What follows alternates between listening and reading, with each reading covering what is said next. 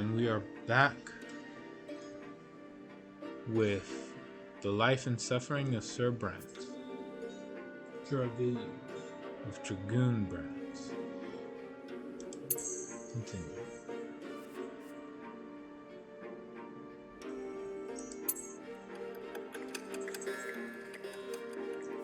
Continuing in the childhood. We're 1 year in. As the days go by, you learn to tell your parents apart. You recognize father by his heavy breath and strong, cold hands. He visits you rarely. Hello there, little Dragoon Brant. Mother's tender voice, however, follows you day and night. My, you're growing so quickly, my child. It's clearly rewound a bit since I loaded. There are 2 more children in the family named Stefan and Gloria. Well, you know what? I'm going to skip to the part where it goes to the decision, because this is the hide and seek thing. We stopped right after there was a decision on what to do with the hide and seek, I think. Yeah. Wait. You went for Let me try again. Continue. We'll see if it starts where it starts me up. Yeah, okay. There. Ciao. Gloria sings songs to you. She often dresses you in tight clothing and gently holds your hands as you learn to take your first steps. Stefan likes to sweep you up and pinch you and toss you into the air. Oh look, this is your brother and sister. Yeah, you're my little brother. We're gonna play together, but I'll always be in charge because you were born a commoner. Be quiet, you. He doesn't understand yet. Come on, baby Dragoon. Let's go play in the yard. It is hot outside. You grip your brother's hand with one hand and your sister's with another, as they help you walk down the giant stone stairs. Then you sit on the ground and start exploring the sparse blades of grass with your fingers. It tickles. In the sky far above and away from you is a gigantic pillar, a perfect straight stick made of light. It is so bright it hurts to look at it. Why are you staring at the shining pillar? It's not going anywhere, you know. Hey, I want to play hide and seek. He's just a little baby. How's he gonna play? Then you hide him, and I'll try to find both of you. You have no idea what they are talking about, but you support them with happy cooing. This is strange but so exciting. Stefan and Gloria glance at each other. Then your brother walks to a big tree, closes his eyes, and starts shouting something. Gloria takes your hand and walks you through the yard. Your sister takes you behind some thick bushes by a tall wall. The light from the light stick on the horizon barely reaches here. You can't see home from this place. The ground is crawling with tiny black bugs. Gloria sits you down on the ground and puts a finger to her mouth for some reason, and then she's gone. You can no longer hear Stefan's voice. Gloria is nowhere to be seen. You feel colder. The bugs are no fun to play with. You've been sitting here for a long time, completely alone. Nobody checks on you. Did they forget about you? Did they abandon you? And then you can cry loudly, find your way home, or sit there and wait. You start crying, hoping to be found. Sit there and wait. You start playing with leaves and twigs and little bugs, or find your way home. You get up off the ground and start crawling through the bushes to find your way back home. We'll try to find the way back home. We'll still do that. Okay. You get up on your feet, swaying a little bit. Carefully, you take a first step, then lose your balance and plop down on the ground again. But you are determined. You get up again and keep walking in the direction Gloria went. You walk out of the bushes and further toward the wall of the house. And then the most tender and gentle hands in the whole world embrace you and pick you up. Mother has found you. There you are. You lean on Mother's chest and hold on to her with your arms. You want her to know that you came here all by yourself, without any help. She pats you on the head. Your brother and sister stand behind her, clearly feeling guilty. Gloria's in tears. Stefan is starting at his feet. I'm pretty sure they mean staring. You hug Mother tightly. She is here now. You are now determination +1, spineless. Continue. 2 years now.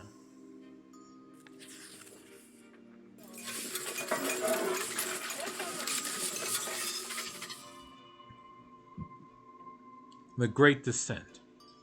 Another memory. You are still a little child, but you can already talk and run around on your own. Today is out of the ordinary. Father is busy around the house, giving orders to the servants.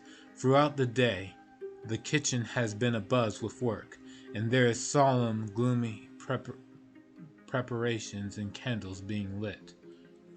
Even your older brother Stefan is quiet today. Mother takes your hand and brings you to your sister Gloria. My son, today is the Great Descent.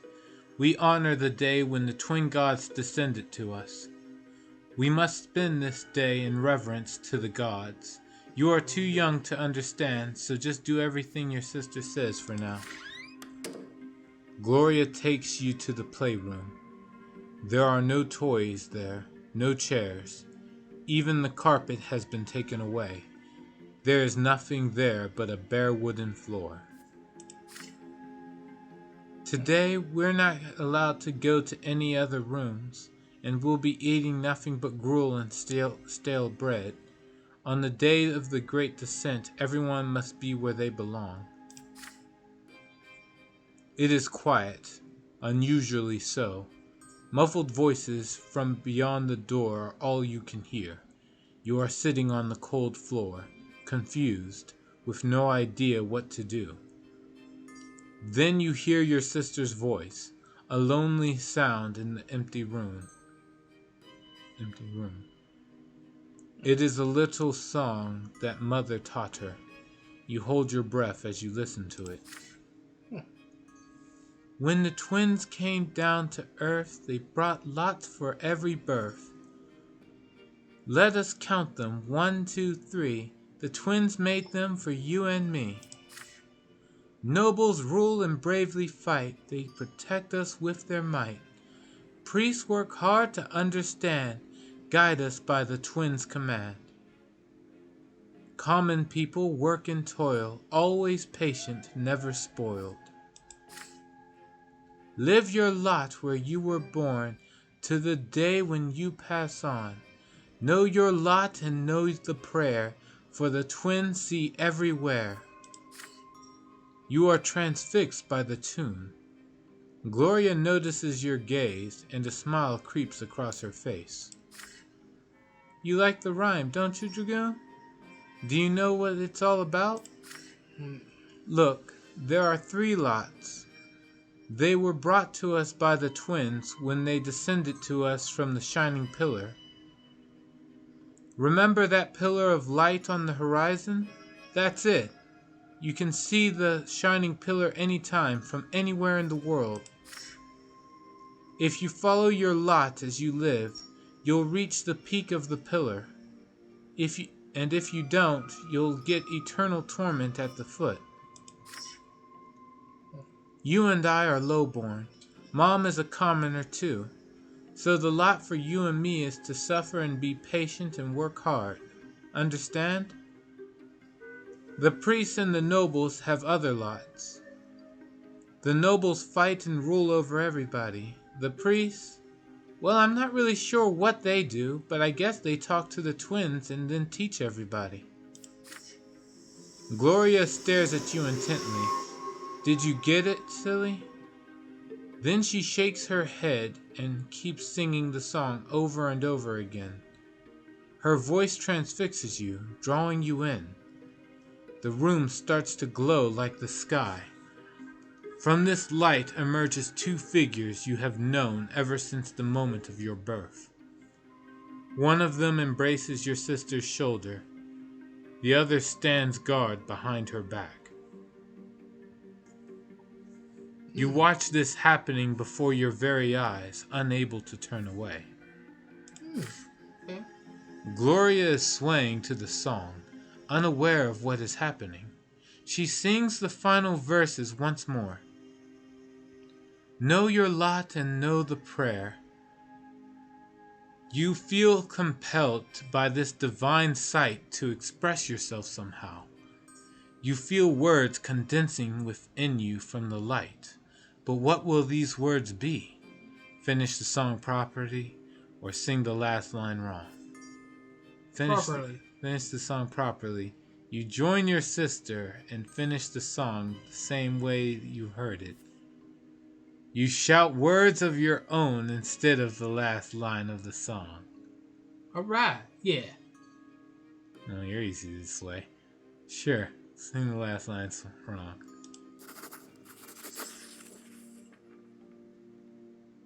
Know your lot and know the prayer. The lots are lies told everywhere. You shout these words, but you have no idea how they came to you. Yo! The shining pair standing behind her back turn to look at you. You can feel their gaze piercing you from top to bottom. When the moment passes, they melt into the dim light coming from the window. Now Gloria is staring at you. You see disappointment in her eyes. Dragoon, that's not the way the song ends. Why did you ruin it? You shrug, quite pleased with your cleverness. Determination +1. Yeah! You are now active and no longer spineless. That is the way of the Dragoon. Yeah! Become a Dragoon.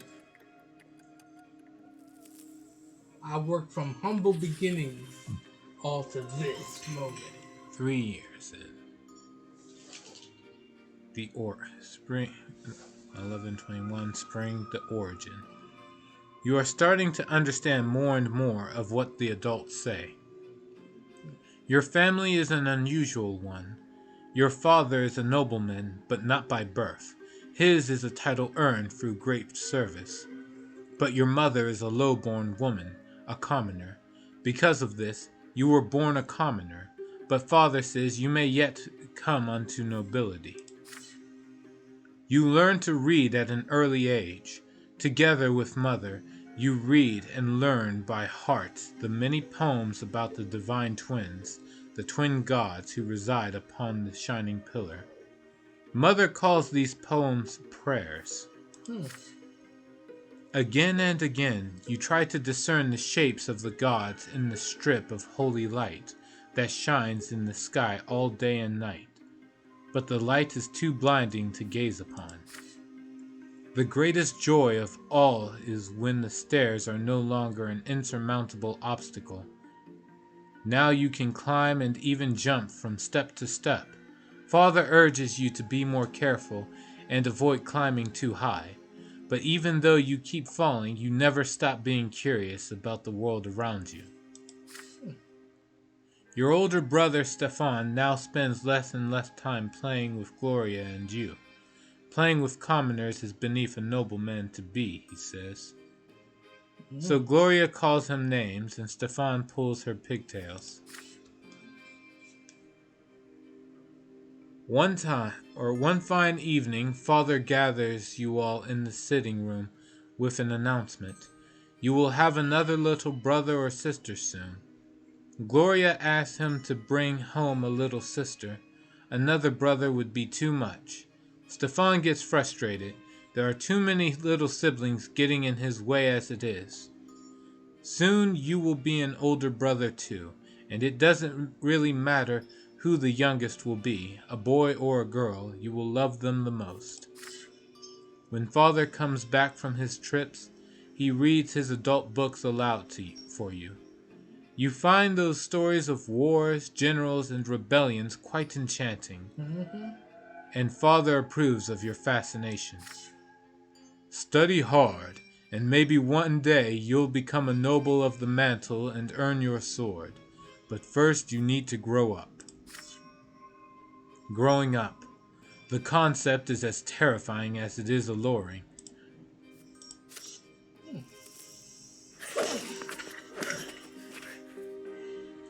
The lot of suffering. You keep staring at the carpet under your feet. You are both ashamed and proud, and it feels odd. A scratch on your hand stings a little. Stefan is standing next to you, sniffling from pain. Your brother was training in the yard with a wooden sword. You wanted to play with him, but he ended up getting angry and throwing the sword at you. The stick hit you in the shoulder. You picked it up and hit him with it. You see Mother's shoes walking to and fro on the carpet. You do not want to look up. You would rather not see her angry. She is not as gentle to you these days. Why did you hurt Stefan, Dragoon? You stammer out an explanation. He hit you first. You just hit him back. How dare he pester me like that? When I grow up, I'm gonna hit you with a real sword. Okay. Mother shushes you both and speaks to you again. Her voice is stern, and yet you can still feel her concern for you. Even if Stefan hits you, you cannot hit him back. You are my son, and I was born a commoner. Our lot is to suffer. But your brother was born from a noble father and a noble mother. His sacrament is coming soon, and then he'll rule over the likes of us. If you hurt a noble, you must be punished. That is your lot. And the sooner you learn it, the better off our entire family will be. Now Stefan looks at you in triumph. You look up at Mother in fear, not sure what to do now. What do you do? Where's that? Accept punishment. Ooh. Requires willpower to go down to 0. Yeah. You will accept the guilt. You accept your guilt and tell Mother you are ready to be punished, or deny your guilt. You continue to insist that you are not guilty and will not be punished no matter what. Or demand an explanation. You demand that your mother explain why things are like this. Yeah, demand that. Okay.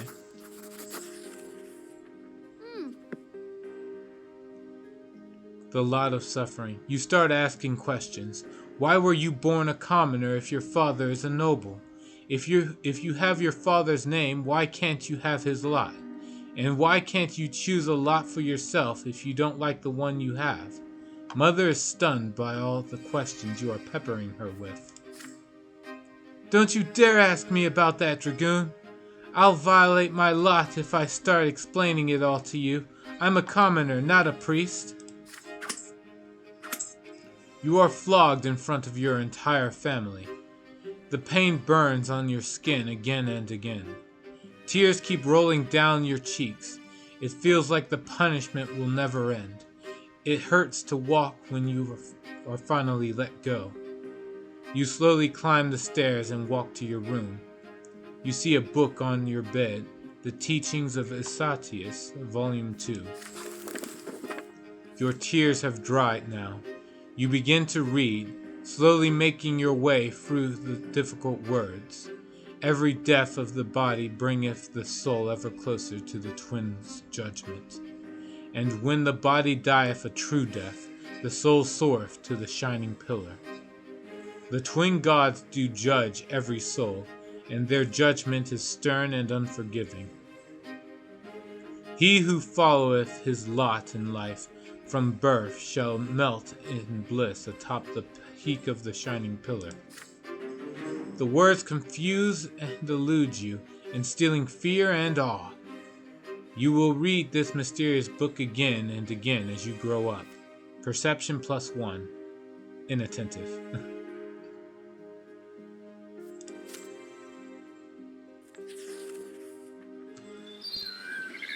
Gloria's Rhymes.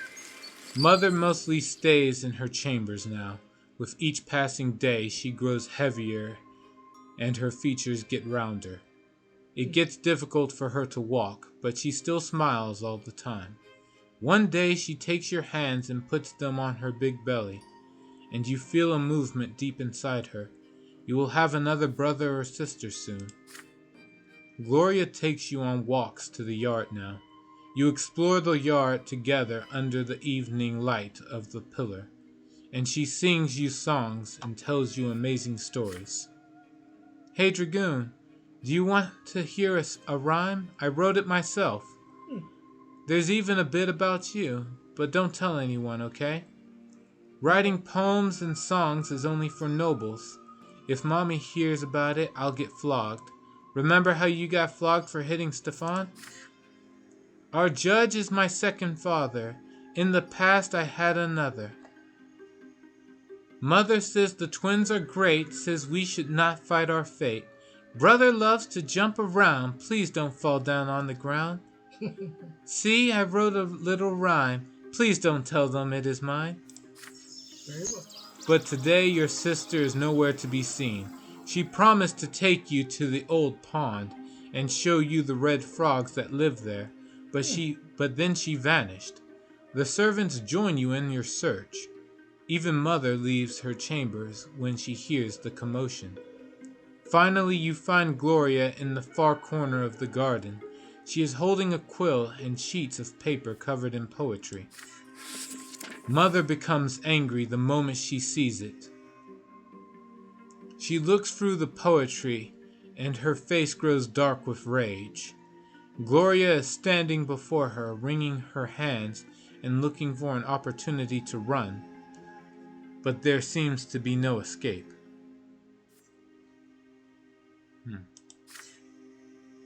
What is this nonsense, Gloria? We talked about this. You were told to take care of your little brother. You are absolutely not allowed to entertain yourself with this writing. I can decide that for myself, Mom. No, you cannot. It has already been decided by the gods. And he's not a little brother anymore. He doesn't need a nanny. And I need some time alone to think for myself. I'm not hurting anyone. You are a commoner and a future wife. It's time you learned how to properly care for children. Had your disgraceful former father kept me in his house, you could have been born a noble. But that is not our fate, and you are absolutely forbidden from ever spoiling paper and wasting ink again. Whoa. Mother grabs Gloria firmly by the hand and takes you both into the house. The scribbled sheets fly into the fireplace. Gloria sobs violently. You are a bystander to this scene, unsure of how to act. Damn. You cannot offer to write rhymes with her. Your perception is too low. Oh. Damn. Complain to your comfort your sister. That requires your willpower to go down to 0. So you comfort Gloria and say that Mother is wrong. Leave the room. You retreat to your room without saying a word. Yeah. Jeez.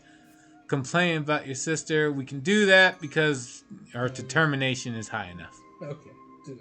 Complain about your sister. You complain to Mother about how Gloria often leaves you alone. You want to do that? Yeah. Complain to Mother about how Gloria often leaves you alone? You want to do that? Not really. That adds to your determination, right? No, it just requires your determination to do it. No. Is there any other option? Well, there's getting rid of my willpower to comfort her, or I could just leave the room without saying a word. Leave the room. And we'll leave the room. You slip out of the sitting room and go back to the playroom before the scene reaches a conclusion. You can still hear Mother yelling at Gloria and Gloria crying behind your back as you leave. Back in the playroom, you start building a formidable fortress out of wooden blocks to busy yourself. If only you had toy soldiers to storm it. A little later, the playroom door opens. You're not mad at me, are you? You shake your head. Can I stay with you for a while? You nod and return to your game. Gloria sits on the floor in a faraway corner of the room. Willpower up by 10, prepared for anything. There's the highest rank of willpower.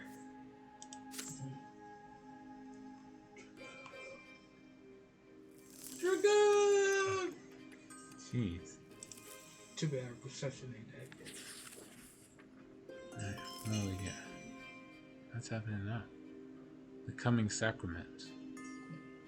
Mother is in her armchair, knitting woolen jackets, pants, and socks for the little one. The baby will need to be kept warm, she says. Father spends less time at home now. Mother says that he's very busy with his important job. He is a judge, after all. One day you decide to ask Mother about Stefan and Gloria. How come they're brother and sister to you, but not siblings to each other? Well, my dear, I didn't give birth to Stefan, you see. He's the mother of another mother. Or he's the son of another mother. Jesus. And Gloria is the daughter of another father. Come now, don't knit your brow like that. You'll understand when you're older. How is that even possible? You're all family, are you not? Several days later, Mother calls Stefan and Gloria to the sitting room. You sneak in after them. At first, Mother gets angry and asks you to leave, but then she relents. You are told to sit still, be quiet, and remember every word you hear. When you enter the temple, bow to the twins, first to the elder on the right and then to the younger on the left. Stefan, you're a noble man to be, so walk along the side paved with marble, where the benches are. Gloria, you walk along the sharp side. When you're there, you must get down on your knees, each on your own side. Stefan, kiss the sword. Gloria, my daughter, they will strike you with the lash. Don't be afraid of it. Resign yourself to the suffering it brings. It is the blessing of your lot. Gloria doesn't like the idea of the lash. No shit. There's a tense... That's way back in the fucking day. Damn! Right? There's a tense feeling in your chest as well. You were told to remember this. Will the lash strike you too one day? On the next day, they take your brother and sister to the temple. You run towards them when they finally come back. The back of Gloria's dress is soaked with blood. She's hunched a bit, sobbing quietly. Stefan is putting on airs, acting prouder than ever. Nothing else looks different about them. It's like all is the same, and yet everything has changed. Each of them has accepted their lot. Relations with Stefan has dropped by 1. Indifference. Unity in the family has dropped by 1. It's disagreements. You know?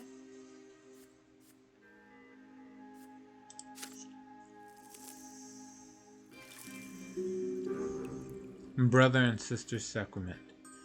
Your siblings Stefan and Gloria took their first sacrament at the temple.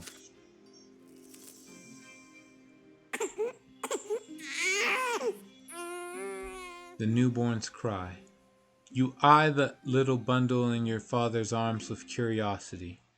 Behind the many layers of swaddling clothes is your newborn baby brother. Mother is glowing and smiling with joy. Stefan and Gloria are also here, all excited. You promise yourself you're going to be the best big brother in the world. You'll never hit him. Oh no, the two of you will play together and tease Stefan together and help Mother together and go on so many adventures together. It feels so strange to be an older brother. Just the other day you were the youngest in the family, but everything is different now. Your parents name your little brother Nathan, and mother spends day and night by his side, and Nathan cries all the time, day and night. Mother barely gets any sleep. She is so worn out she starts forgetting things. Like today, for instance, she forgot her knitting in the armchair in the sitting room. You'd better bring it back to her as soon as possible. You run to your mother's bedroom. You miss her smile so much. You walk in without saying hello and give her the knitting, but instead of gratitude, you get an ice-cold, exhausted stare. Nathan is also there, screaming all the time. Go away, Dragoon, you're bothering me. She spits these words out through her teeth. You look at the bawling newborn. She can't even get a minute of respite. Enough already. When are you going to stop? I just want some peace and quiet. Mother leaps across the room and starts shaking Nathan with malice in her eyes. No. His cries get even louder. She looks so tired from his never-ending screams. She seems to be within an inch of smashing him against the wall. Somebody has to do something. You are scared of your mother right now, but you fear for Nathan's life much more. What do? You cannot hug her. Your relations with her are too low. Let's see. Call father for help. Run to father, study as fast as you can and ask him to calm her down. Redirect her anger to yourself. You try your best to bring her back to her senses. Or snatch Nathan from mother. You take Nathan from mother and run away. Willpower. Yeah. You have the willpower to do it. I'm prepared for anything. Why not? Snatch Nathan from mother. You leap at your mother and demand she give you Nathan. She freezes when she hears the words. You snatch your little brother out of her arms. She chokes with rage and falls on the bed screaming. You run away to the playroom. Your baby brother is heavy in your arms. He sniffles. You sway him gently like mother did and quietly sing him a lullaby about the twins. Nathan calms down. Soon he closes his eyes. You put the newborn on your bed and swear on your life that no one will ever hurt him when you're around. You hear heavy footsteps in the hallway. Father enters the playroom. He looks at you, then at Nathan, somewhat confused. You did something bigger than you today, son. It is a noble deed to protect your family, but you should have come to me. Please understand, this was my duty, not yours. You saved your baby brother from harm. If you feel yourself ready to take the responsibility to protect others, then maybe you can walk the path of the noble when you're older. But for now, we should bring him back to your mother. Come with me. He picks Nathan up. Your brother is fast asleep, breathing quietly. The three of you return to Mother's bedroom. Father puts Nathan back in the crib. Mother is no longer screaming. She embraces you. Please forgive me. The twins know I was out of my mind. Please don't be angry with me. You hug Mother in response. Nathan Brante. Relations +1. Status grateful. Unlocked. The youngest child in the family and your only full sibling. An odd child, he has been secretive and aloof since he was a little boy. He is inept, constantly ill and crying, always in need of care and protection. He started reading sacred texts at a very young age.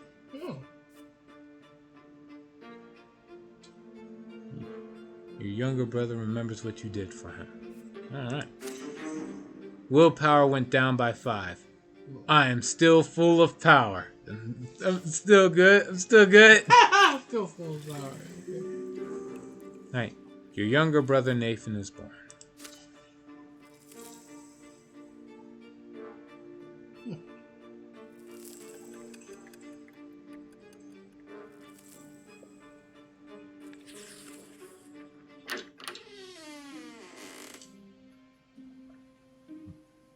Toy soldiers.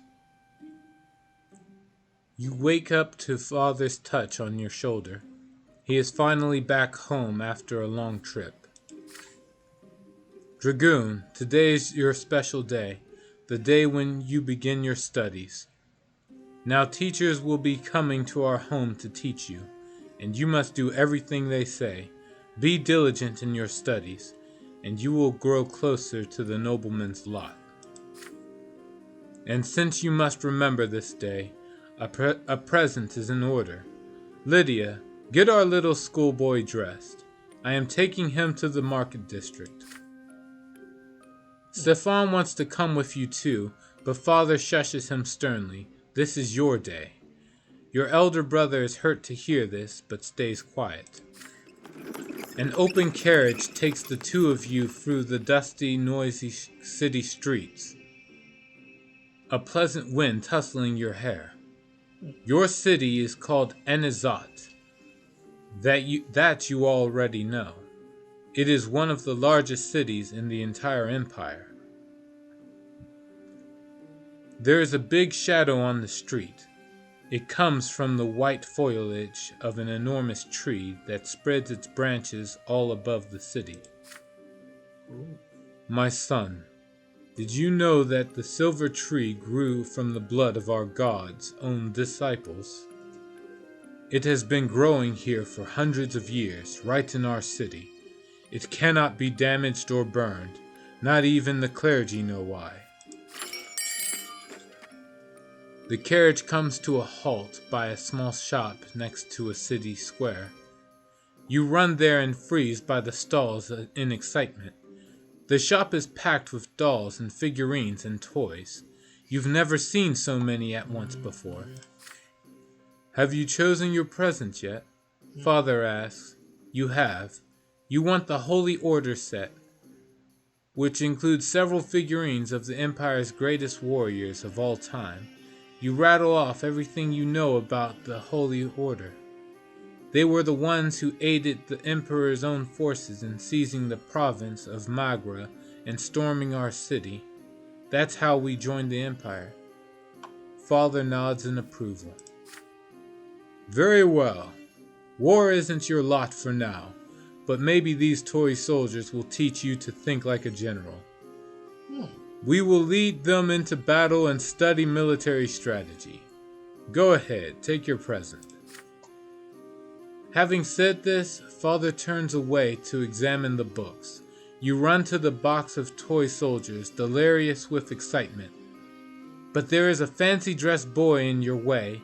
He is about to take your warriors for himself. He elbows you aside and reaches for the box.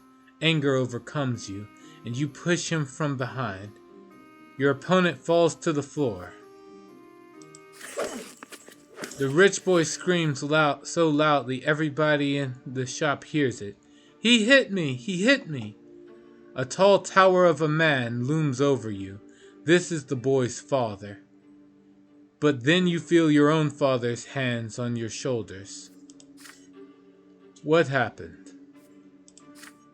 You press against father, your mind more at ease now. He will protect you. Yes, you shoved the boy to the floor in front of everyone, but he tried to take your present for himself. Father turns you around to face him when he hears these words. Is this true, Dragoon? Did you strike the son of a nobleman? Let's see. Deny your guilt. No. Admit your guilt, or tell him the truth. Tell him the truth. Alright. Deny your guilt, you quietly say that it was an accident. No. Admit your guilt, you step between the adults and say that it was all your fault, or tell him the truth. You tell father that you repaid the impudent boy in kind. Yeah, let's do that.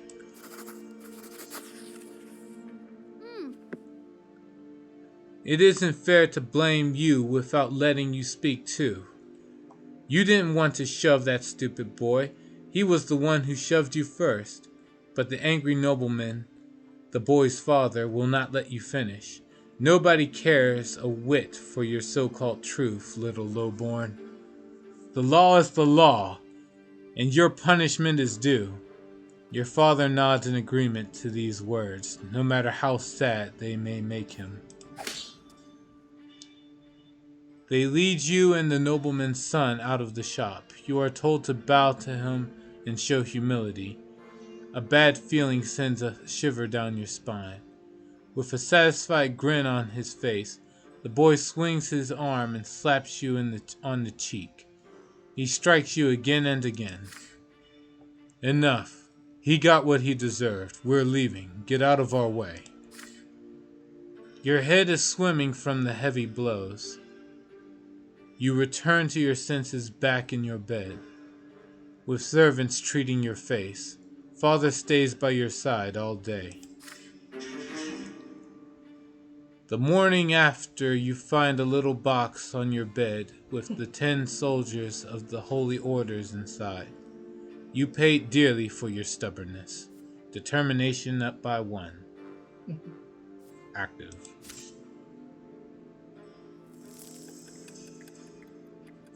Oh boy. Time to crush the nobles. Fuck this shit. The family dinner. Today, Father ordered the dinner table to be brought out into the yard. For the first time in months, he's home, outside of the confines of his always locked study. He spent the entire day playing with Nathan and you, discussing various matters with Stefan, now an adolescent, and walking in the garden, and now a dinner under the open sky. Your entire family gathers together, with Father at the head of the table smiling. He asks each of you about your studies. Nathan climbs up on his knee and recites a counting rhyme in a funny sing-song voice. Stefan mentions that his fencing teacher praised his accomplishments. He rises from the table together with Father to show his skill in a practice duel. Next comes Gloria's turn. She stands on her chair and recites a lengthy prayer by heart. Mother showers your sister with praise. Father chuckles quietly, hiding a smile in his mustache. When your turn comes, you recite all the ranks in the Legion, from common soldier to high commander. Stefan listens to you with a skeptical look on his face. The family dinner. Night slowly falls, but the servants ensure that the yard is well illuminated. You don't feel cold in the dusk tonight. It feels good, yet so important. All of you are finally together, sitting at the same table. No fighting, just smiles. No arguing, just pleasant small talk. Then a servant approaches Father with a letter in his hand. He reads it in the dim light, and each line gradually washes the smile off Father's face until only a stone-cold mask remains. Mother looks at Father with an unspoken question in her eyes. Gregor Brante is coming back to Enazat. He is the head of our family, my father.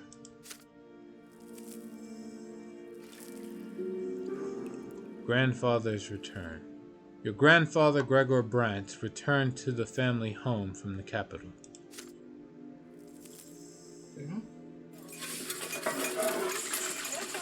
The intrusion.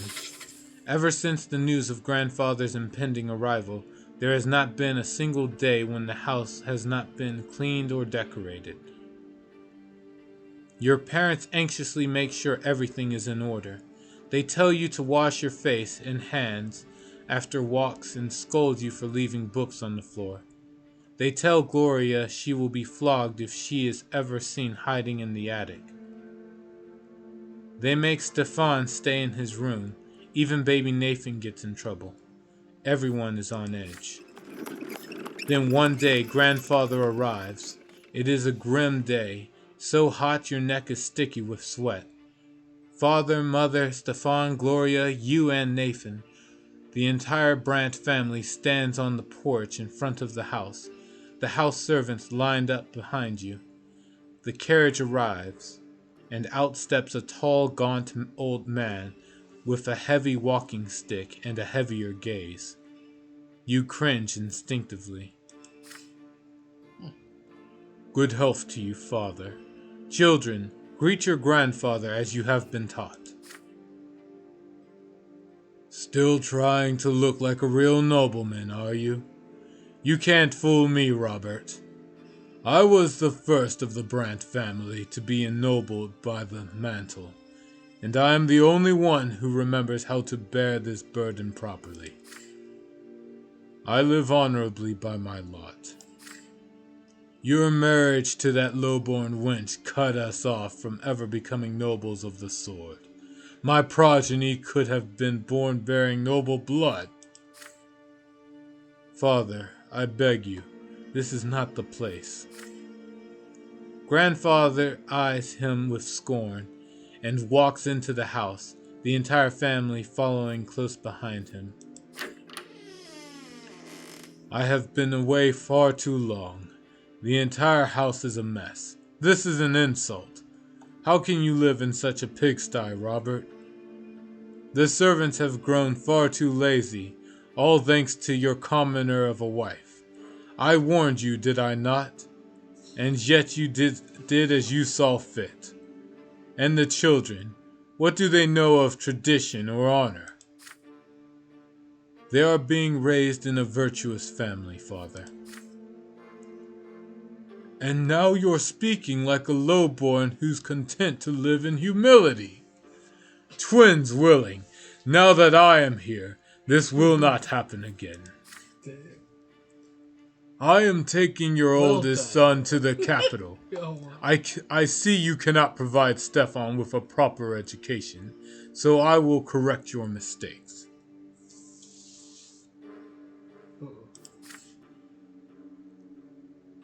Your brother's fate has been decided just like that. Father does not object. He orders the servants to prepare Stefan for the journey. Stefan freezes in place, glancing at grandfather and father again and again. The latter puts a hand on his shoulder reassuringly. Grandfather's lips are a tight line, white with contempt. The house is examined, room after room. Everything grandfather sees is showered with scorn. He scoffs at a crease on a blanket in Nathan's crib in mother's bedroom. He mocks Gloria's knitting in her room. The door to your room is next. What is this, Robert? 10 soldiers in your younger son's room? He was born a commoner. I won't have him daydreaming of battle. Grandfather seizes the box containing the 10 warriors of the Holy Order. Your father stays silent. Anger and fear boil within you. This is your big present from the first day of your studies. It means so much to you. But what if he's right? What if you need to prove your right to command the toy soldiers first? Grandfather shakes his head in disapproval and shoves the toy box into the roaring fireplace. If you wait too long, they will melt in the flames. Watch them helplessly. You need perception much higher than you have. Grandfather is right. These toys are nothing but a distraction from your studies. Determination 4 is needed to rescue your 10 warriors. We have a determination of 3. Rescue your precious present from the fire, no matter how much your hands hurt. Burst into tears. No, we need to grow up. You start crying, overwhelmed by the horrible sight. Strike grandfather. Driven mad by anger and injustice, you kick grandfather in the leg. Kick him. No. These are you only got 4 options. So those are only 4 options. And 2 of them are locked. You either burst into tears or you strike him. I'm striking. What? You can't go for the saying. You I don't need these toys. I literally told you the 4 options. Your 4 options. You don't need these toys. Again, that's not an option. You either burst into tears or you strike him. Those are. I choose to strike. Overwhelmed by helpless rage, you run to grandfather and kick him in the leg with all the strength you can muster. Yet he is immovable. The next thing you see is him leaning, towering over you menacingly, his heavy walking stick in hand. Low-born scum! How dare you raise a hand to me? The blow hits home. The handle of the walking stick is as heavy as a rock. You are dazed, robbed of both hearing and sight. Down comes another blow. A sharp pain splits your head, then darkness. Your hand twitches against your will, then again and again, like it is trying to catch a flying butterfly. And then you fall into the primordial void. The void takes away a part of you, one of the lives you were given to live. It will never return.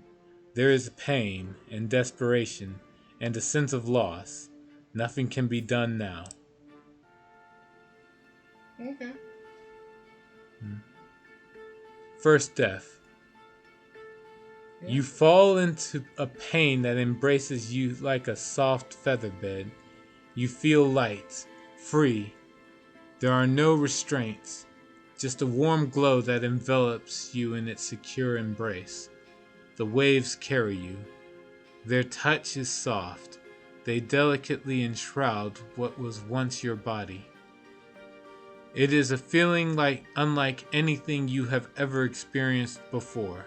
Something absolute and complete. You touch something greater. The reason behind everything. The reason for your very existence. You were sculpted from this light. It was the first thing you ever felt, a boundless and sincere unity of the diverse. Your beginning was a spark that cast this light in all directions. And now here you are again. And now you are here again. One with the beginning of everything.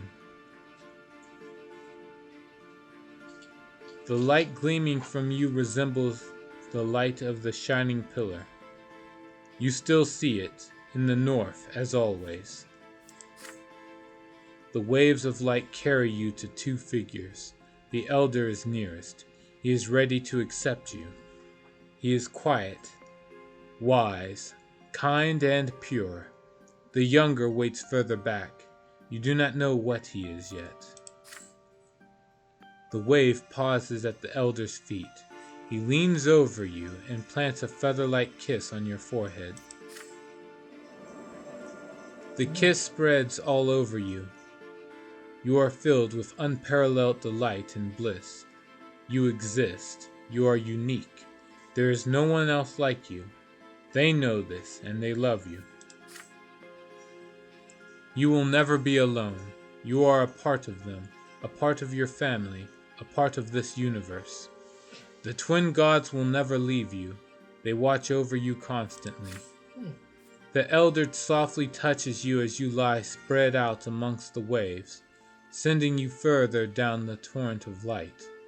You float on, to the top of the silver tree's spreading crown. The closer you get to the silver tree, the heavier you become. The waves draw you down along its trunk, but you do not wish to part with the warmth and the softness. With the love. You turn around. The elder is still watching you. He nods. All is as it should be. Go. Your time has not yet come. You must return to the world now. As you tumble down toward your body, you comprehend the true meaning of your lesser death and the divine love that has been revealed to you. Love exists not only in the hereafter. It is present in the entire design of the twins, that is the origin of all life in this world. What is the manifestation of this love in your mortal life? And then you can choose the empire, lot, family, cause, yourself, remain silent. The empire. By creating the empire, the twin gods cared for all living creatures. The empire is the only thing that gives us a place in the world and a connection to others.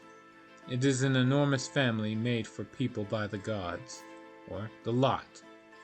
The gods gave you a clear mission in this world, thus gifting you your very being. This is the manifestation of their love, for you are love for their manifestation for their love for you and for all living things. Family. Love always lives in kindred blood. You share the miracle of life and the universe with your kin. Your family is what you are given upon being born and what you leave behind when you depart. Cause. The love the gods have for you is so great that they allow you to change the world they have created, to influence it with your deeds. Whatever your mission is, it is a proof of the twin gods' love for you. Yourself. What could be a stronger manifestation of love than your very existence? Your every emotion, every thought, every action exists by virtue of the love from which the twin gods created you. Or remain silent. You do not find the answer you seek. What is the manifestation of this love in your mortal life? That's a strong way to think about. Right? How you wanted to pass. I know you don't worry about it. I get it. It's like let's all just dodge the question and just say remain silent. What is the answer? I mean, everybody who knows. It's definitely not the empire. Remain silent. A sudden comprehension of the love with which the entire world is imbued illuminates your mind, but then it fades away and vanishes. You regain the sensation of your flesh. It is heavy and unwieldy. It lacks that lightness, that light. It is a burden. It is smothering you.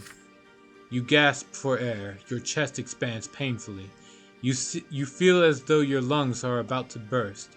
The stagnant odor of the crypt fills them, revolting but so real. You are back.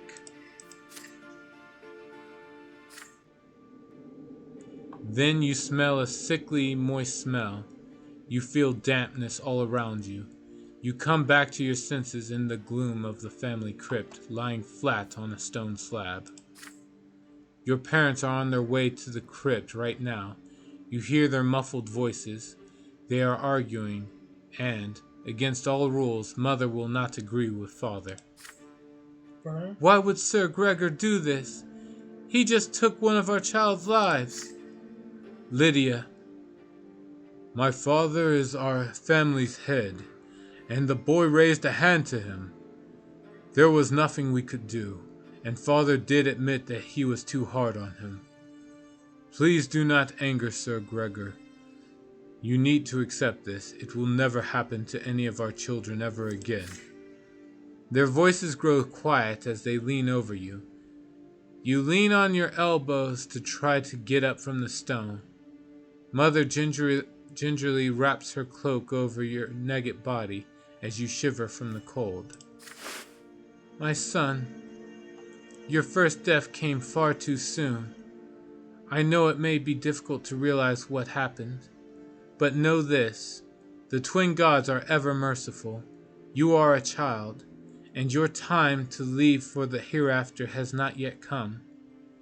You will be returned here by the gods twice more, but do not tempt fate again, and never, ever defy those who can easily take your life. Dragoon, you have angered your grandfather greatly.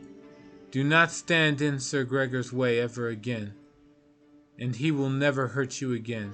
For now, just stay away from him. Father stays a step away from you, not saying a word. When Mother finishes talking, he picks you up and carries you outside. Together, your parents take you from the family crypt. On your way out of the crypt, you take a moment to touch your head. It is perfectly fine. There is no sign of the blow. Back home, Grandfather is still walking through the house examining the rooms. You can see that Stefan and Gloria are disturbed by what just happened. Nathan starts crying when he sees you.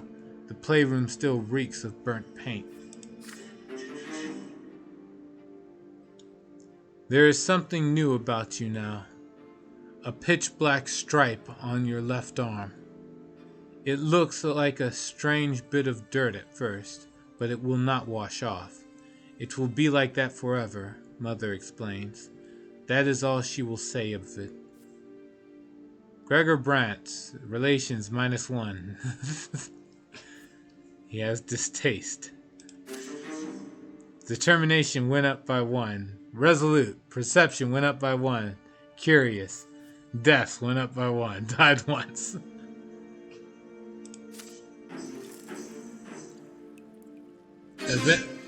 Event has happened. Beyond. Suffer your first death. As a small child, you suffer your first death and rebirth.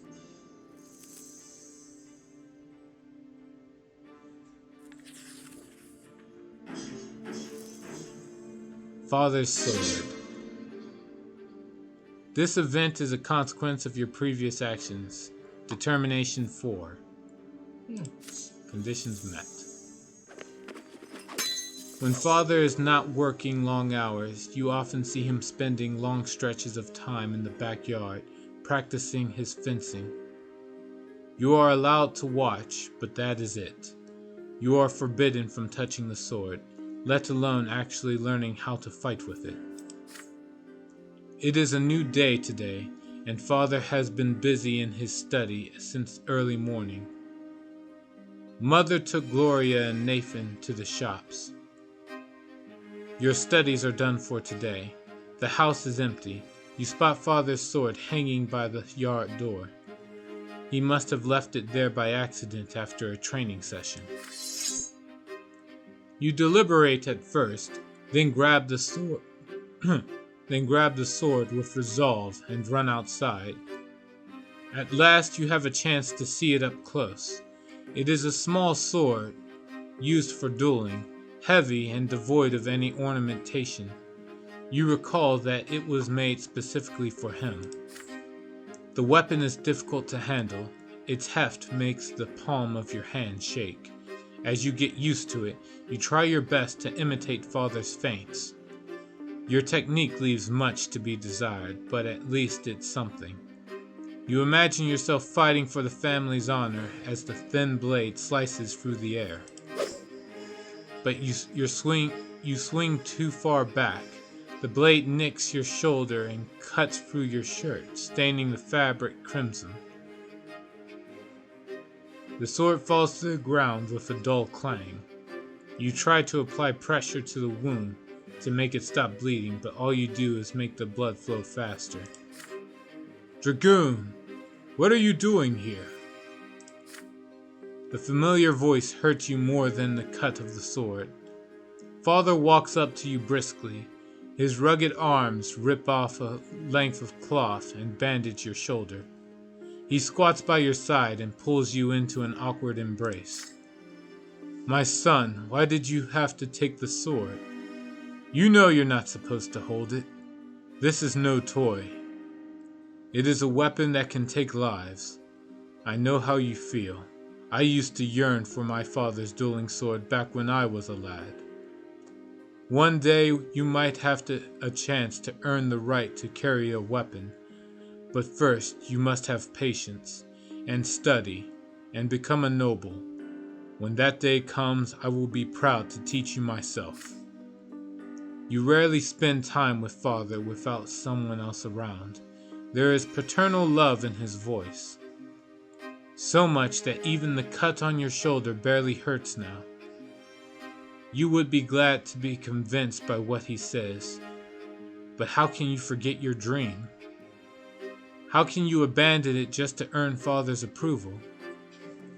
Is it right for him to ask so much of you? Agree with Father, you promise never to touch the sword again, or ask Father to teach you the basics. Teach me the basics. You muster all your courage and beg Father to teach you how to hold the sword. Okay.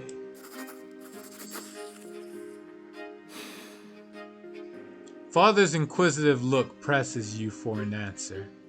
It takes you a long time to muster enough courage to speak.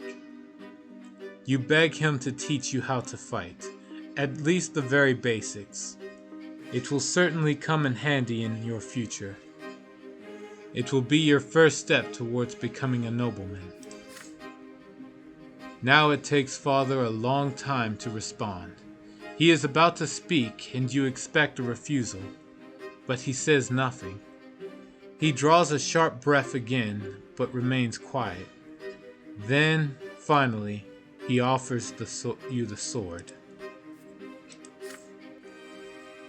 But remember this, Dragoon. You are not a warrior. Not yet. You will study this like you study your lessons. He teaches you the first lesson right away. You learn to dodge attacks.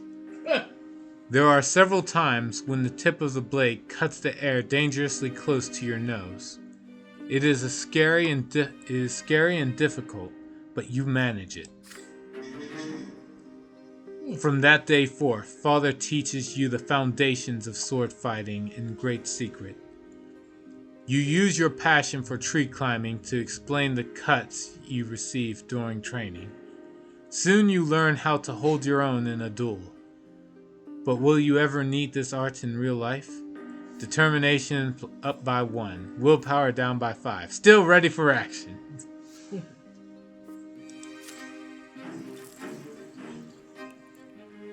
Fencing lesson. Event has happened.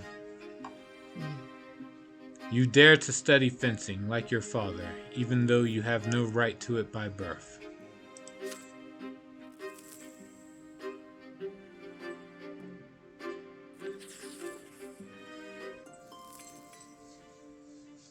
Alright, the master of the house. Soon grandfather leaves. Your elder brother Stefan goes with him. From that day on, father's hired teachers tend to you alone. They bore you with monotonous lectures on writing, counting, and the way of life in the blessed Archnean Empire. You often distract yourself with their instruction by playing with your younger brother Nathan. Your home grows quiet without your elder brother, too quiet. Weeks later, your family receives a letter from Stefan. Grandfather has sent him to a boarding school for nobles, and he is now studying hard in preparation for his service as a nobleman. The rules here are way too strict. You can't even sneeze without the teacher's permission. But I've been studying with my peers. We're learning how to live as nobles in a noble society. We're also learning the art of swordplay. That's my favorite part. With Stefan now at the boarding school, grandfather arrives once more, this time to live in your home. The only good thing is that he often has urgent business in Eterna, the capital of the empire, and has to travel there. One day you ask your mother where he lived before. In Eterna, she says, but now his place is here.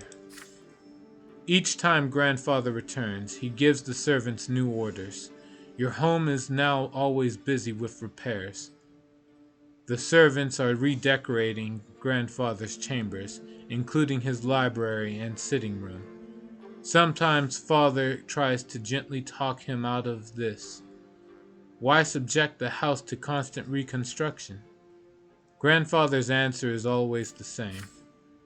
This home is mine, and I will live here as befits a man of the nobility.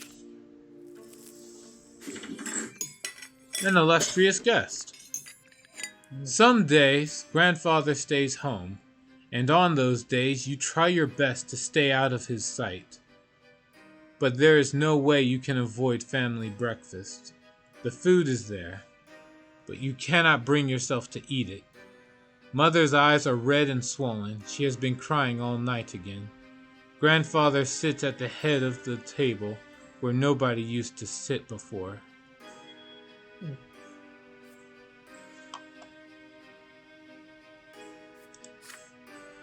Robert, it is high time your youngest sons underwent their sacraments. Sir Brant, please, let them live free of the lot for a while longer. They are but... Shut your mouth! Robert, that wife of yours is impertinent enough to interrupt me. If this ever happens again, she'll be eating her gruel with the servants, in the kitchen where she belongs. It is time you considered a real marriage, Robert. One to a woman of the proper station. Fuck, dude, what the hell? Well, let's see. Noble. The other events I have are Insight, which needs my perception up by another 3. Good luck. Good luck with that. And the Noble Sacrament. I need Willpower and Kiss the Sword. Well, you're not even a noble, so yeah. We'll see what happens. Alright. Gloria drops her fork. Grandfather shoots her a scathing look. A tear rolls down Mother's cheek. Father does not look away from the plate, his hands clenched into fists.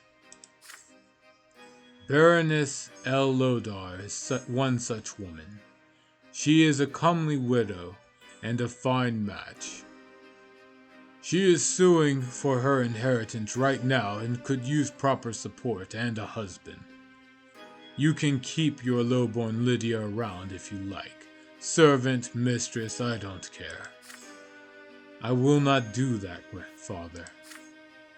I am the head of this family, and the family's standing took a severe blow after you married that commoner. It is unthinkable. How could you give up the memory of beautiful Amalia L. Bourne for this lowly woman and that bastard child of hers? But now you have a chance to set things right. Don't disappoint me. Father nods curtly, trying not to look in Mother's direction. Father, I wish to see Stefan. If I find your conduct in the Baroness's presence satisfactory enough, then you may see him. She is coming for a visit tomorrow. Be prepared. Grandfather wipes his mouth with his napkin, throws it onto his plate, and leaves. Mother's lips move silently. Nobody says a word. Then Father stands up and orders you and the other children back to your rooms. He needs to speak to Mother in private. Father comes to your room before bedtime. He sits on the edge of the bed and adjusts a crease on the woolen blanket. He distanced himself from you after Stefan's departure, so you are not used to such attention from him.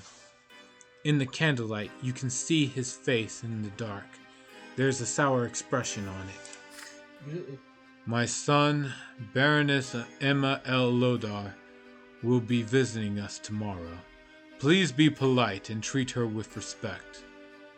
Nathan will do as you do. I want this dinner to be as immaculate as possible. Don't let me down. On the next day, Mother starts dressing you and Nathan for the coming dinner. You see red all around her eyes. She has been crying, and for a long time. It hurts just to look at her. Nathan starts whining quietly. You and Nathan are dressed in new doublets, your tousled hair brushed into shape. Gloria is told to stay in her room. Father appears wearing his best suit. Mother is in a humble brown dress, looking pale. Grandfather has an uncharacteristically contented look about him. You hear the sound of wheels and hooves against the cobbles in the yard. Then a pair of dainty heels come clacking. The antechamber is completely quiet and still. Fearing grandfather's observant eye, the door opens. You see your guest, a beautiful dark-haired woman in a dress of elegant deep blue. Father takes the hand of Lady El Lodar and kisses it, showering her in compliments. Grandfather's face is beaming in her presence. No one even bothers to introduce Mother. Baroness, allow me to introduce you Robert's sons, Dragoon and Nathan Brant. Frankly, it's his eldest, Stefan, who deserves the most attention, but currently he is studying in Eterna with other young noblemen like himself. It is my hope that his younger sons will also make me proud one day. Grandfather eyes you with a probing look. How will you act in front of the Baroness? Will you accept her here next to your mother, your father's rightful wife? Greet the Baroness politely, walk away with Mother, maintain your composure, demand that Mother be introduced. Woo! What will get our will up? Fuck. Well, the maintain your composure will cost, Will. Let's see. The father introduces Mother as his wife. You greet Lady El Lodar with restraint and avoid getting too involved in the events. Walk away with Mother. You take your mother's arm and leave the hall by her side, or greet the Baroness politely.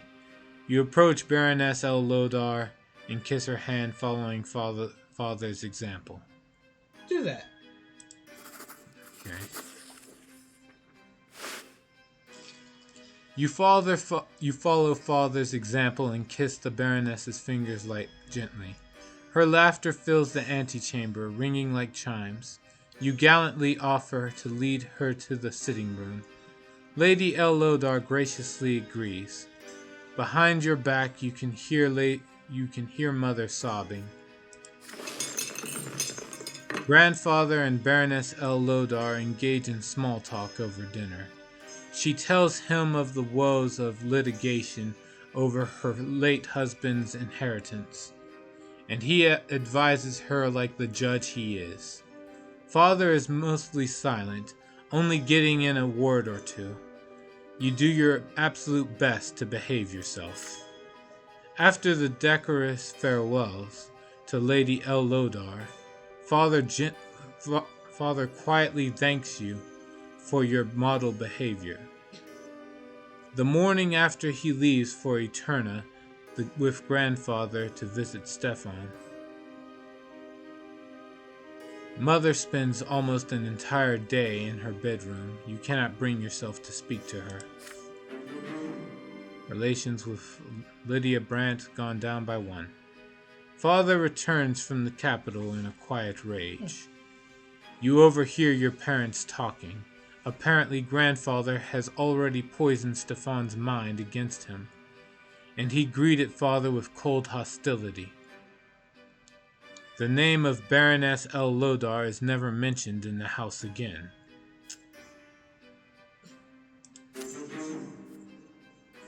+1 relations with Robert Brant. It was all a trick. Relations with Gregor Brant went up by 1.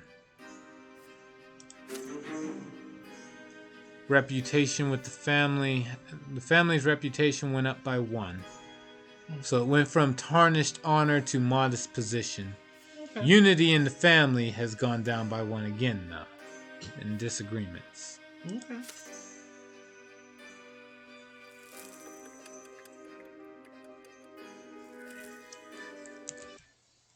Jeez. We're so gonna die. It's already happened. Alright. The kaleidoscope. Father now checks on your studies often and nitpicks you for sitting or eating or speaking in an incorrect fashion. Once he becomes so annoyed, He says that he wishes Stefan had been the one to stay home instead of you. You never expected to hear these words from your father of all people. Grandfather's trip to the capital took longer than expected. It feels lighter around the house without his presence. You allow yourself a little change of scenery. Instead of your room, you now busy yourself with reading and calculations in the sitting room across from the open door to the yard. Gloria has joined you today.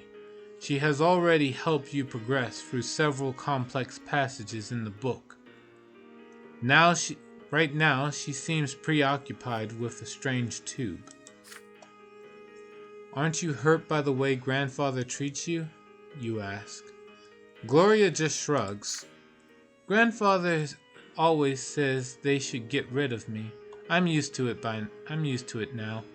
He hurts you a lot worse because you're closer to him. I just have to stay out of his way. That's it. She shows you the strange tube she has been holding in all day. Look, it's a kaleidoscope. I got it as a gift. Want to see inside? Excited by the idea, you close the book and peer into the tiny hole on one end of the tube. Your eye sees a multitude of intricate patterns.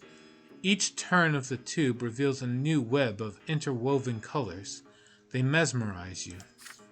The kaleidoscope turns the fire burning in the fireplace into a cavalry made of flames. You are riding at the front of the fiery horsemen, ready to face the enemy. Grandfather's face emerges from the intersecting lines, and you swing the kaleidoscope like a sword, cutting it in half. Now you look at the blue sky through the window.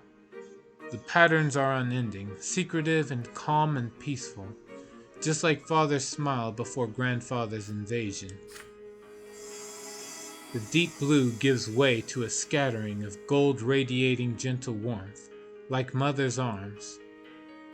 This fleeting beauty too soon gives way to a hypnotic new pattern. Again and again, you see your family in these interconnecting figures as they come together and break apart. And in the middle of this golden glow, you see Gloria's green eyes, gazing at you observantly.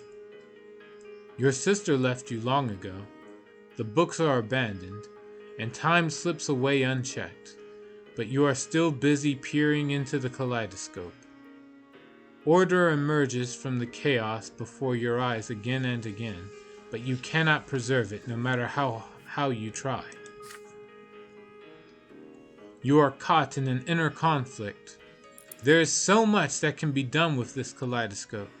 Should you take it apart, or ask Gloria how it works, or keep enjoying the patterns it shows you? But you still have lessons to do today. What do? Take the kaleidoscope apart? Keep looking for the kaleidoscope? Return to your studies. Return to your studies. Both returning to your studies and taking apart the kaleidoscope require willpower.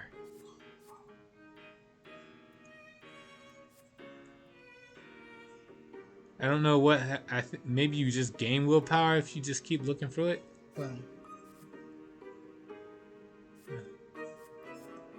Keep looking for the kaleidoscope. You keep playing with the kaleidoscope as visions of warriors bathed in glory reveal themselves before you. Yeah.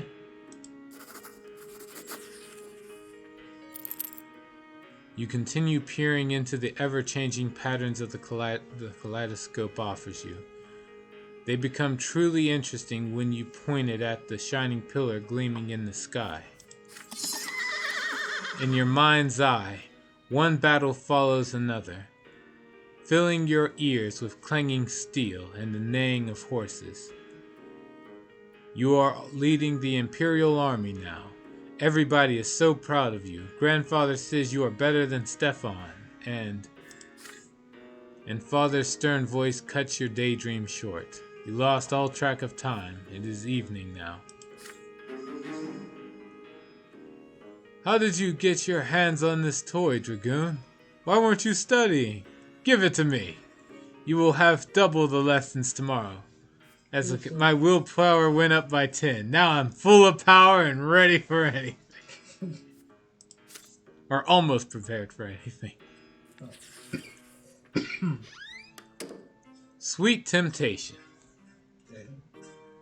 Grandfather's visits are no longer a cause for fear and panic in the house. He has become something you are used to, something nagging yet not unordinary, like a splinter or a stain on your trousers. The tension still remains, however. Sir Gregor's disdain for everyone in the house is so palpable it almost stings for real. Your lessons with the tutor are done for today. You are walking down the stairs when you spot Gloria peeping into the sitting room through a slightly open door.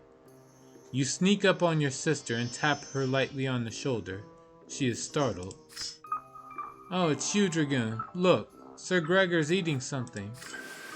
Grandfather is sitting on the sofa, flipping through a book with one hand and reaching for a glass bowl with another now and then. Inside the bowl you see candied fruit, a sweet confectionery forbidden to the common estate, like all sweet things. Yet grandfather's face shows no pleasure as he keeps consuming the high-born treats. The clock strikes 3. Grandfather rises from his seat, puts away the bowl on a shelf, and leaves for the yard. He always takes a walk in the city at this time. Gloria nudges you with her elbow and looks at the candy bowl when you look at her. The first emotion you feel is fear, but next comes curiosity, and it is stronger. Stefan used to boast that candied fruit tastes incredible, and now you have a perfect opportunity to try it. You try a candied fruit first. The sugar starts to melt as soon as you put it on your tongue. It is so sweet. You have never eaten anything as good as this. You take the whole bowl off the shelf and give it to your sister. She takes a fruit and brings it to her mouth carefully, like a rare treasure. There is a thumping on the stairs, footsteps accompanied by the knocking of a walking stick. You have no idea why, but grandfather is back. You quickly hide behind the sofa and pull Gloria after you, but she is frozen in place with the bowl in her hands. The door opens. Grandfather's menacing figure advances on Gloria. His hand seizes her arm. You squalid, ungrateful, low-born child! How dare you bite the hand that feeds you? You and your trollop of a mother would be sleeping in a ditch if it weren't for my spineless son. The sweet and pleasant things in life are for the noble estate, not for the likes of you. Did you forget your lot? His hand swings and hits Gloria on the cheek. She falls to the floor. Kill him. She falls to the floor right next. Hey, shut up. You still shout. She falls to the floor right next to where you are hidden. Her fingers glisten with the warm melted sugar that brought you here. Grandfather advances again, his walking stick ready, and then he sees you huddling behind the armchair. Please don't hurt him, Sir Brant. This is all my fault. He tried to stop me. You can already see a bruise on Gloria's cheek. This is only the beginning of her punishment. Gloria was caught red-handed, unlike you. You can still avoid your punishment. What is it then, Milksop? Did you try sugar too? Or were you trying to stop this piece of filth like she says? Mock grandfather along with your sister. Can't do it. Gloria is not high in relations. Let's see. Lie. You convinced grandfather that you were trying to stop Gloria, or willpower. Tell the truth. Tell the truth. See, you remember when you were trying to argue for this just toys? You wish there was another option. Whereas, no, yeah, I wish there was. You know, kill him. Yeah, kill him. Yeah, But that option's not here. damn. I already tried to kick him. I died. Remember? Come on. Like I am the only equipment change is I have a sugar bowl. I now have a candy bowl equipped. You still whack that stick across my head. I don't think that's... Do it! Is there that option? No, the option's not there. All right. Kill me, motherfucker. I gotta Tell figure the it out. truth. Will probably cost us, but fuck it. Tell the truth. You tell the truth. You did eat the candied fruit with your sister.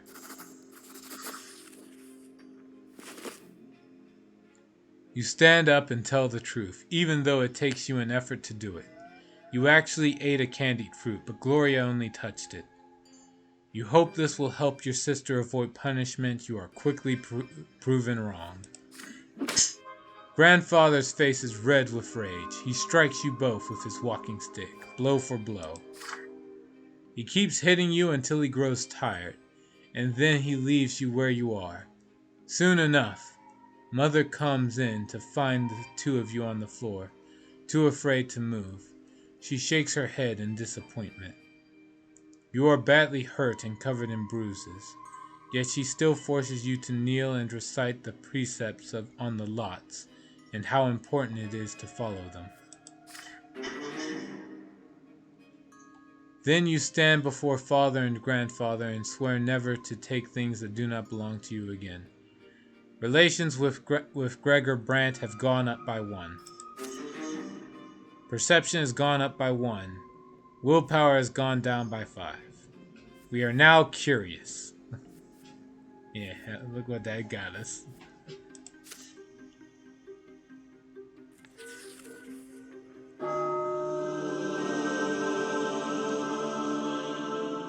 The Sacrament. Father and Mother have been focusing on Nathan and you since early morning. Instead of breakfast, you are told to say your prayers, wash your hands and faces, and get dressed in plain white shirts. Today is the day of your sacrament. Mother, I want to go play in the yard. No playing today. You and Dragoon are big boys now. It is time for you both to have your first sacrament. No one can live without a lot. I don't want a lot. Be quiet and listen. You were born commoners, so you must accept a low-born lot before the twins. When you grow up, you will get a chance to earn a noble lot.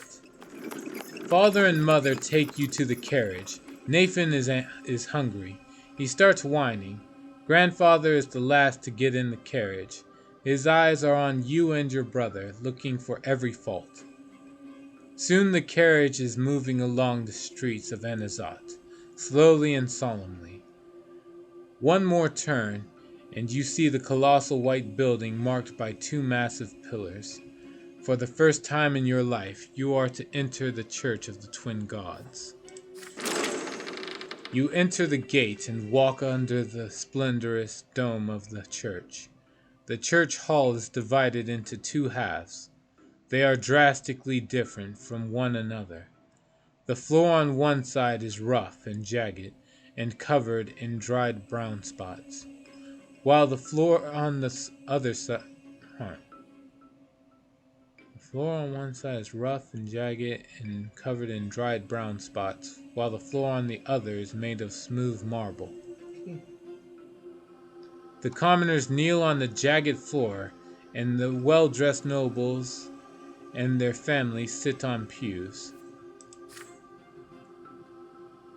Father and grandfather leave you to sit on one of the nobles' pews.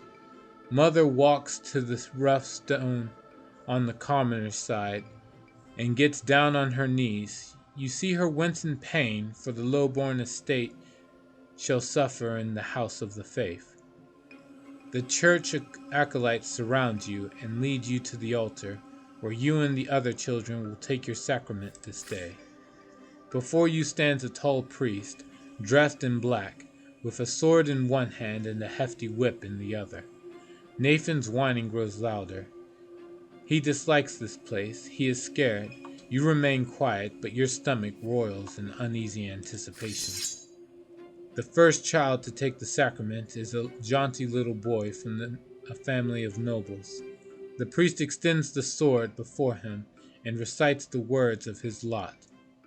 From this day forth he will fight and rule, and pursue the arts, his mind now forever free from the throes of suffering, for he now belongs to the noble lot. The boy proudly touches the flat of the blade with his lips. Nathan is next to receive the sacrament. He suddenly snaps out of his fearful trance and tries to break free, but the acolyte pulls him toward the altar and throws him on the jagged floor on the lowborn side. The sharp edges bite into Nathan's knees as he lands, spraying drops of blood around him. I don't wanna.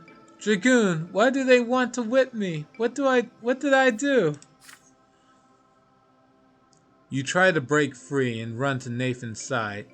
You want to give him courage and protect him, but the acolyte's grip on you is too firm. You feel utterly helpless. Your little brother has to face the world all by himself. The priest starts reciting the words of the lot as he swings the lash over Nathan's shoulders. From this day forth, Nathan, thou shalt endure and work and suffer. Thou shalt be ardent in thy labor and humble in obedience to thy rulers. And now cometh thy first true suffering, which thou must accept with gratitude. The lash cracks.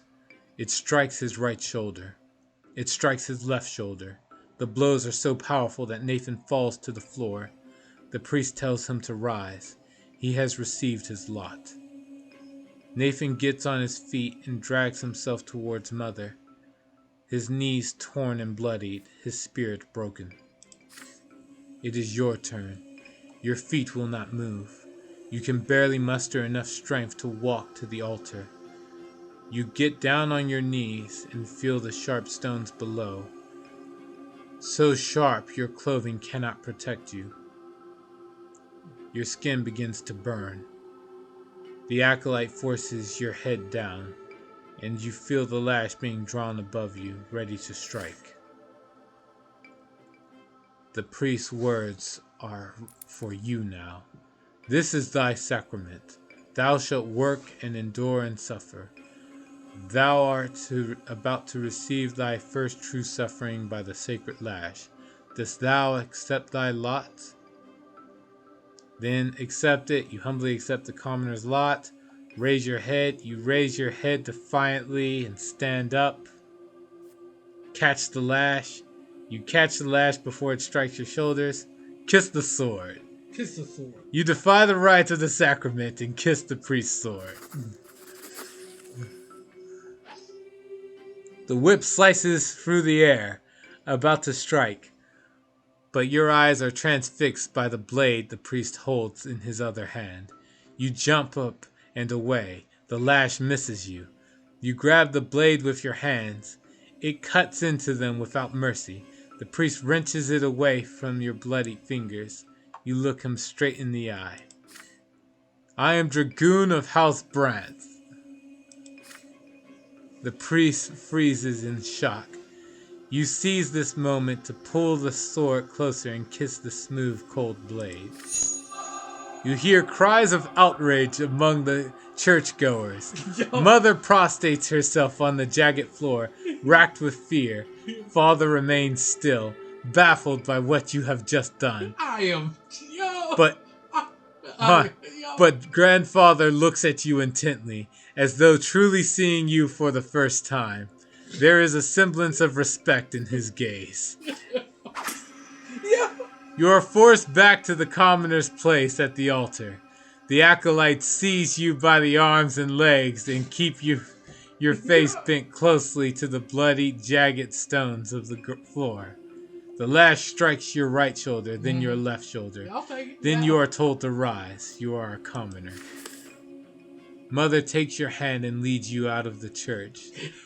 Once you are outside, she scolds you for being insubordinate and bringing shame to your family. No. Nathan holds your hand as you walk, his tearful face a mixture of confusion and awe as he looks into your eyes. Yeah! But you do not feel as though you have made a mistake. You did what was right for you.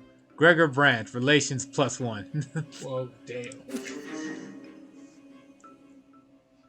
Willpower is down to 0. Damn! I'm still ready for action. I'm one more action away from being exhausted, but damn. My perception has gone down. Ooh. I am now I'm still curious, but still only 2 now. My determination has gone up by 1. I am now resolute.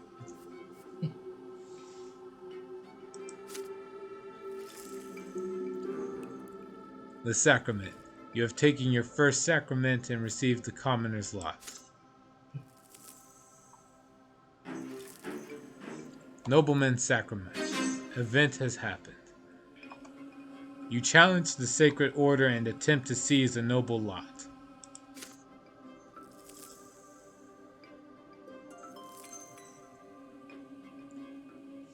Childhood's end. The mark left on you by the sacrament takes a long, long time to heal. Mother says it is a reminder of your lot, suffering and sufferance, pain and patience. Gloria shows you the mark of the lash on her shoulder one day. It will never disappear. You are a commoner now. This is the lot you were born into. But Father keeps telling you to study hard so you may yet earn a different lot and become noble of the mantle. You recall the past with warm sadness, when Stefan still lived with you, or when he wrote to you for a time shortly after he left. Now he thinks it beneath him to write to the commoners in his family. Nathan? No, Stefan, sorry. Mother didn't lock herself in the bedroom as often back then. This changed shortly before Nathan was born. But most importantly, you missed the time before the terrifying figure of your grandfather was constantly looming over you. You learned the true power of the lot only after the head of family's arrival. In grandfather's eyes, no commoner deserves to be treated with kindness. Is it just him, or is it the way of the entire world? The very thought makes you queasy. You are older now. And what's more, you are an elder brother now. You've learned how to care about someone else, how to teach and protect. Soon you are a small boy no longer. As the days pass, play gradually gives way to laborious study. Now your choices will decide your place in the bizarre and ruthless world of adulthood. Your childhood years are over. End of chapter 1. Okay. Childhood.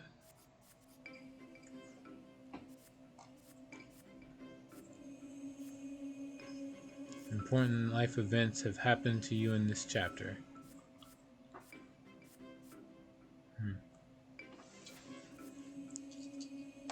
Alright. We are going to stop here for the day. We got a lot done here, so. Alright. Thanks everybody who stopped by. Again, I'll be on with more Pathfinder Wrath of the Righteous tomorrow. Hope to see you all then. Until then, take care.